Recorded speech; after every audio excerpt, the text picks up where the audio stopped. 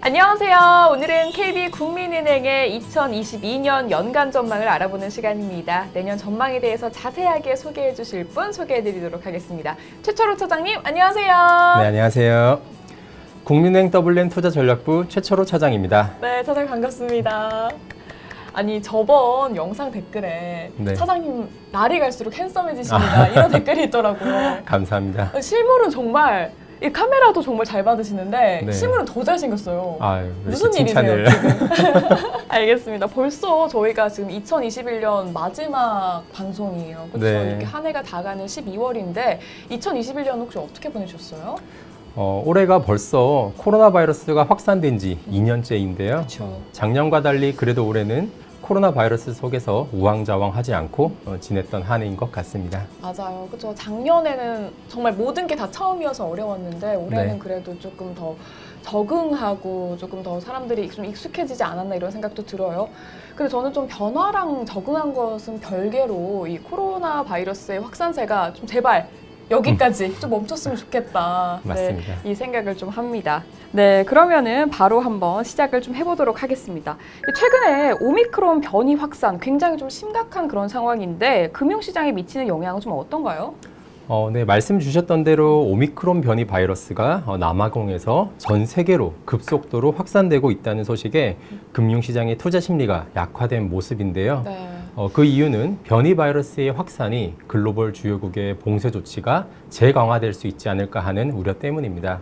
경제활동 정상화를 기반으로 기업 이익의 상승세가 이어질 수 있을 것이란 기대가 글로벌 증시의 상승 동력이었다는 점을 감안한다면 오미크론 변이의 확산은 증시의 부정적 요인이 될 수 있습니다. 하지만 오미크론 변이 바이러스는 치사율이 높지 않다는 점과 미국 바이든 대통령이 경제 봉쇄를 고려하고 있지 않다라고 발언하는 등 아직까지는 봉쇄 조치 강화 우려가 제한적이라는 점에서 글로벌 증시에 미치는 부정적 영향은 제한될 전망입니다. 부정적인 영향이 제한될 전망이라는 게 사실화가 되기를 너무 좀 증시가 무서운 것 같아요. 맞아요. 네. 그러면 이렇게 해서 저희 오미크론 변이 확산에 대해서도 간단하게 짚어봤는데요. 이어서 최근 증시의 흐름에 대해서 조금 더 얘기해 주실 수 있을까요? 네.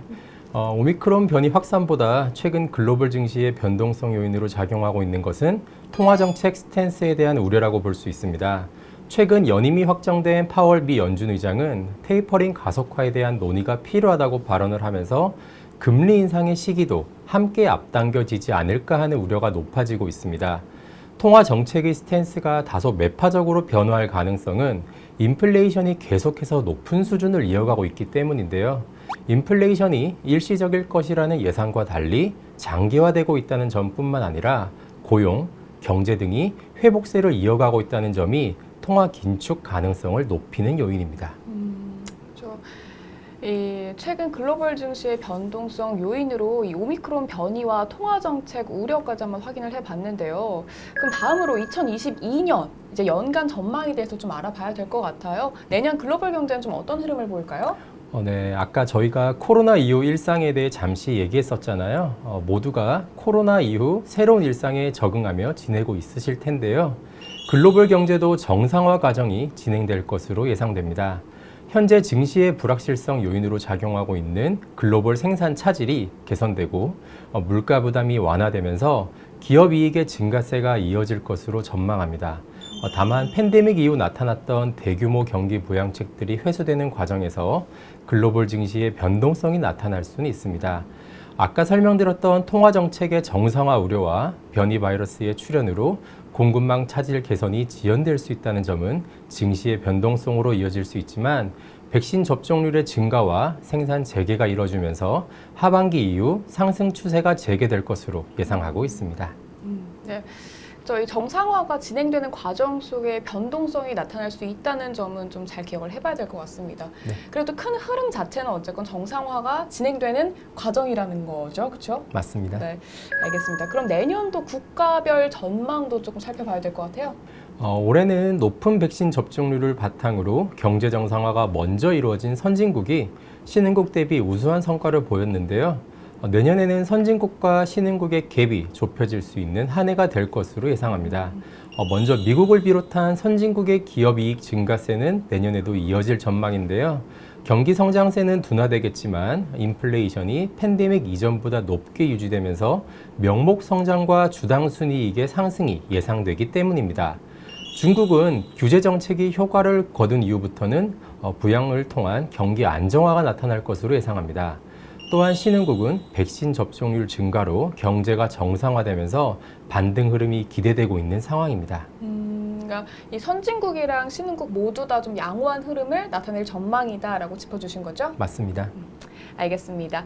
네, 이어서 2022년을 위한 투자 포트폴리오 좀 어떻게 구성해야 될지 이 자산 배분 전략에 대해서도 설명 부탁드릴게요. 네, 2022년에도 주식 자산군의 비중 확대와 채권의 비중 축소를 제시드리는데요. 국가별로 상승 재개 시점의 차이는 존재하겠지만 주식시장의 상승 추세는 지속될 전망입니다.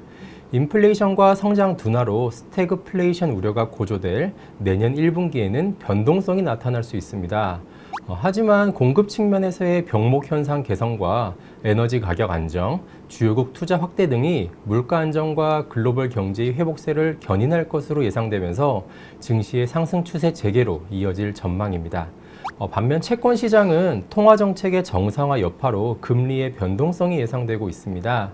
미 연준의 테이퍼링 가속화 가능성 및 금리 인상 시기가 앞당겨질 수 있다는 점과 우리나라도 내년도 기준금리 인상 횟수가 2회 수준으로 예상된다는 점에서 국채금리 상승에 따른 변동성에 주의가 필요하다는 판단입니다. 네, 좀 이렇게 들으면서 궁금했던 점이 있었는데요. 이 공급 측면에서 병목 현상 개선을 말씀을 해주셨잖아요. 네. 혹시 여기에 그 사람들의 그 가수요도 좀 포함이 되어 있을까요?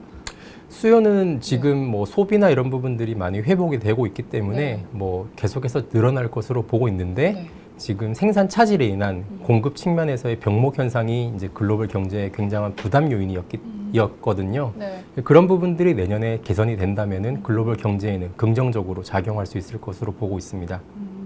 그리고 이제 그 금리 인상 시기가 앞당겨질 수 있다는 점, 그리고 내년에 기준금리가 좀 2회 수준으로 인상을 할 거다라는 부분에 대해서 이제 채권의 비중 축소를 말씀해 주신 거고요. 맞습니다. 그렇죠? 그러면 자산 배분 전략으로 주식 비중 확대 그리고 채권 비중 축소로 조금 정리를 해 주셨고요. 이렇게 해서 2022년 연간 전망을 좀 들어봤을 때는 변동성이 나타날 수는 있지만 전반적인 상승세가 이어질 거다라고 정리를 해볼 수 있을 것 같습니다. 네, 그렇습니다. 네. 그렇다면 2022년에 주목해야 될 리스크 요인이 있다면 좀 미리 알려주세요. 좀 준비를 좀 하게. 네, 제가 미리 말씀을 좀 드리자면 크게 세 가지 리스크 요인을 예상해 볼 수 있을 것 같습니다. 변이 바이러스의 확산, 미중 관계 악화, 빠른 통화 정책 정상화 세 가지인데요. 먼저 변이 바이러스의 확산은 최근 오미크론 확산을 보더라도 글로벌 증시의 부정적 요인이 될 수 있는데요. 변이 바이러스의 확산은 단순 증시의 투자 심리 위축뿐만 아니라 글로벌 생산 차질이 지연될 수 있고 기업 이익에 영향을 미치는 요인이기 때문에 더욱 주의 깊게 살펴봐야 할 것 같습니다. 두 번째로는 미중 관계 악화를 꼽을 수 있습니다. 최근에도 미국과 중국은 양국 기업에 대한 규제를 이어가는 갈등 국면이 이어지고 있는데요. 바이든 대통령이 중간 선거를 앞두고 낮은 지지율을 만회하기 위해서 대중 강경책을 활용할 수 있다는 점에서 유심히 살펴볼 필요가 있습니다. 다만 트럼프 대통령처럼 예측 불가한 수준의 압박보다는 기존의 기업 규제 강화와 같은 수단으로 중국을 압박할 것으로 예상합니다. 마지막으로는 빠른 통화 정책 정상화입니다.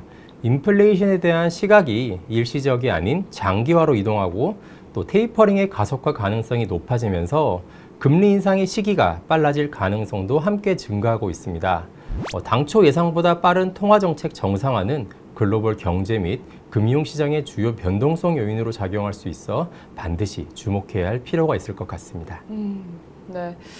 이 세 가지 리스크 요인, 변이 바이러스의 확산, 그리고 미중 관계 악화, 그리고 빠른 통화 정책 정상화를 짚어주셨습니다. 네, 이렇게 해서 저희 2022년 금융시장 전망과 그리고 리스크 요인까지 한번 확인을 해봤습니다. 저희가 준비한 자료는 여기까지인데요. 새해에도 우리 사장님 더욱 풍성한 내용으로 우리 투자 전략 준비해 주실 거죠? 네, 감사합니다. 그럼 저희 2021년 마지막 방송이니까 차장님께서 올해 마무리 인사를 좀 우리 시청자 여러분들께 부탁드릴게요. 아, 네. 벌써 2021년 한 해가 끝나가는 시점인데요. 그동안 매월 금융시장의 전망과 주요 이슈에 대해 자세히 설명드리고자 노력했는데 도움이 되셨나 모르겠습니다. 도움이 됐습니다. 감사합니다. 2021년 마무리 잘 하시고 새해에는 더욱 도움이 되는 콘텐츠가 될 수 있도록 많은 준비해서 찾아뵙겠습니다. 감사합니다. 네, 감사합니다. 저희 그러면 그래도 새해에 찾아뵐 거니까 네. 미리 새해 인사하면서 마무리해볼까요? 좋습니다. 네, 그럼 새해 복 많이 받으세요. 하트 어때요? 네, 알겠습니다. 네, 여러분 시청해주셔서 감사하고요. 새해 복 많이 많이 받으세요. 받으세요.